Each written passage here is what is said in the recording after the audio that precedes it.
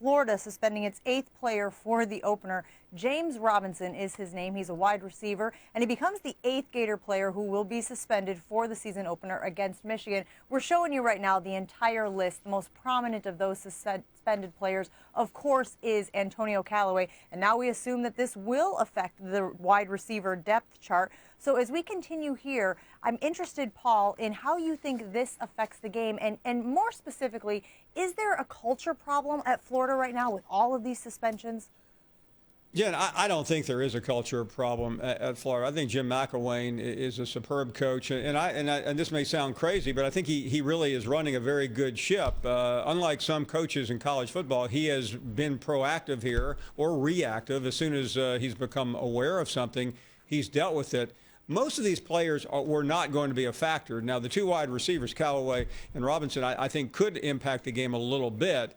Of course, we don't know what Michigan's roster looks like, so it's kind of hard to look at matchups, isn't it? Very fair, Paul. Look, there's not a culture problem stemming from the coaching staff. There's a culture problem that currently exists inside the locker room. At what point are the players going to take ownership and say, look, enough is enough?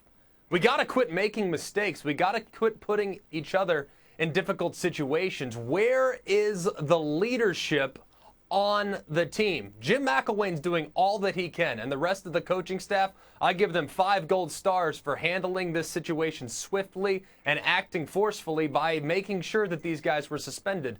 But at what point is one of those guys' teammates going to come forward and say enough is enough? We need to focus on the task at hand, because all we've heard about Florida in the last 4 weeks since camp has started has been negative headlines regarding decisions that those guys made that were not a positive reflection on the program. So where's the leadership, Joey? That's what I can't figure out.